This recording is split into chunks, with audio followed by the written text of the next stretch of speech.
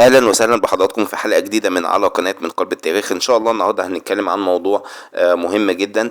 هنتكلم عن الهكسوس واحتلالهم لمصر ومقاومه الشعب المصري لهم. تخيل بلد عظيمه زي مصر تنهار فجاه والعدو بيحتلها ويدخلها ويحتلها ويحكمها من قلب ارضها، لكن في نفس اللحظه اللي الكل كان فاكر ان مصر انتهت كانت بتتولد مقاومه في الجنوب في طيبه، مقاومه هتقلب موازين التاريخ كله.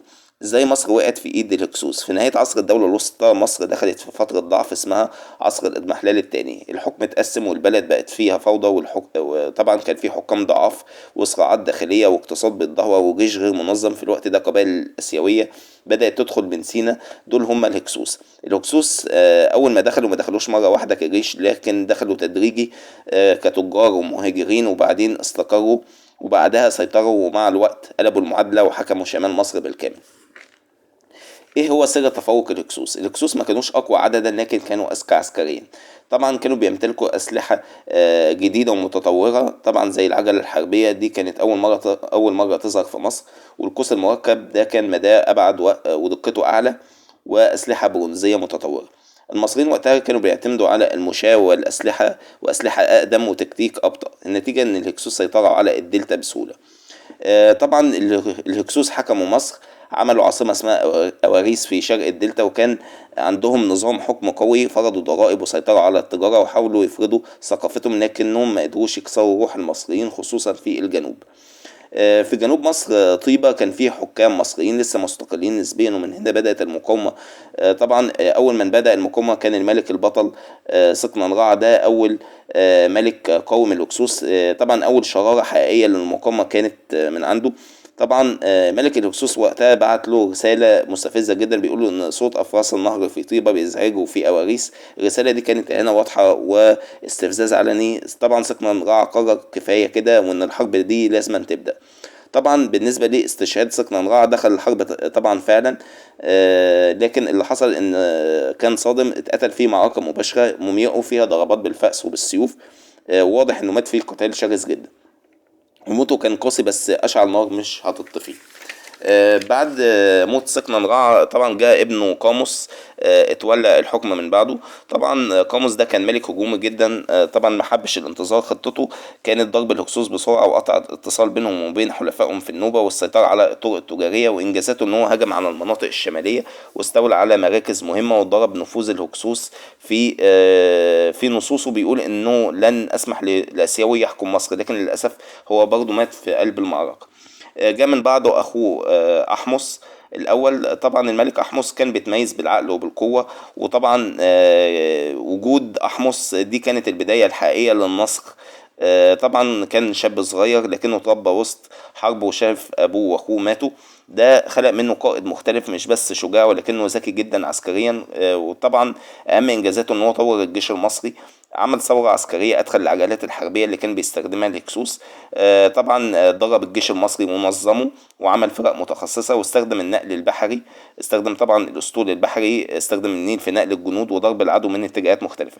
بالنسبة لمعركة التحرير، طبعا هو حاصر أواريس عاصمة الهكسوس، وطبعا بدأ في هجمات مستمرة عليهم وعمل ضغط اقتصادي وقطع الإمدادات. طبعا الحصار كان طويل جدا وصعب، لكن في الآخر المدينة وقعت. الهكسوس طبعا لما اتهزموا هربوا ناحية فلسطين، لكن أحمس ما وقفش.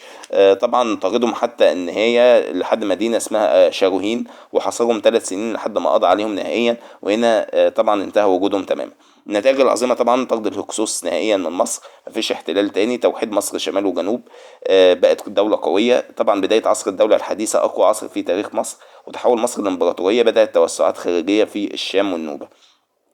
أحمس كافئ الجنود بالأراضي وعمل نظام إداري جديد، وأعاد بناء المعابد ودعم الاقتصاد والزراعة. بالنسبة لدور الملكة أياح حتب والدة أحمس، بعد استشهاد الملك سكنا رع الوضع كان خطير جدا. الملك مات والحرب لسه في بدايتها. الهكسوس كانوا أقوياء جدا واحتمال انهيار المقاومة كان كبير. هنا ظهرت الملكة أياح حتب، طبعا حافظت على استقرار الحكم في طيبة ومنعت حدوث فوضى أو صراعات داخلية، وثبتت الناس والجيش، هي اللي منعت مصر من الانهيار في الفترة دي. قاموس وبعده أحمس الأول كانوا بيحاربوا حاربوا في الشمال. اللي كان بيدير الجنوب هي الملكة إياح حتب، كانت وصية على الحكم وقائدة سياسية ورمز معنوي. طبعا في نقش تاريخي مهم جدا بيمدحها وبيقول إنها طبعا حافظت على الجيش وأخمدت التمرد وحمت مصر. يعني إيه الكلام ده؟ حصل تمرد داخلي وقتها، وبعض الناس حاولوا يستغلوا الحرب، وكان في احتمال خيانة أو انقسام داخلي. طبعا اتعاملت مع ده بنفسها، وعملت تنظيم للجيش وقام مع التمرد وحماية الجبهة الداخلية. بالنسبة لتكريمها العسكري، حصلت الملكة إياح حتب على أوسمة عسكرية أمامها وسام الذبابة الذهبية، وده كان للمحاربين الشجعان ورمز. طبعا كانت رمز للصبر والقوة في المعركة. يعني كانت طبعا معترف بها رسميا إنها محاربة. طبعا انتصار احمس ما كانش ممكن يحصل لولا ان الملكه اياح حتب وحدت الجبهه الداخليه، وطبعا واخمدت التمرد اللي حصل وقتها. طبعا التاريخ بيقول لنا حاجة واحدة بس واضحة: مصر عمرها ما كانت بلد ضعيفة ولا عمرها سابت حد يفرض عليها إرادته. من أيام سكن نراع لحد أحمس الأول، المصريين علموا الدنيا كلها إن الصبر له حدود، وإن الأرض دي ليها أصحاب يحموها مهما طال الزمن. بس الفرق إن مصر كانت وما زالت بلد كرم وأمان، بتفتح أبوابها لكل محتاج. وده مش ضعف، دي قوة وثقة في نفسها. لكن في نفس الوقت اللي يعيش على أرض مصر لازم يحترمها ويحترم شعبها ويحترم قوانينها، لأن التاريخ علمنا إن مصر ممكن تصبر، لكن عمرها ما تقبل التقليل منها أبدا. الرسالة النهاردة مش حرب لكن وعي، مش سيف لكن قوة دولة، مش طرد لكن احترام متبادل. وزي ما أحمس حرر الأرض زمان، مش بعيد يظهر أحمس جديد دلوقتي. في النهاية مصر مش بس بلد عاشت آلاف السنين، دي بلد بتعرف كويس امتى تحتوي وامتى تحمي نفسها. ومهما اتغيرت الظروف، طبعا هتفضل الحقيقة ثابتة ان مصر كانت وما زالت هتفضل بلد قوية بأهلها. وبكده تكون حلقة النهاردة انتهت. كان معاكم محمد سالم. يا ريت لو عجبتكم الحلقة تدوسوا لايك وتدوسوا على زر الاشتراك وتفعلوا الجرس عشان يوصلكم كل جديد، ونتقابل في فيديو جديد. سلام.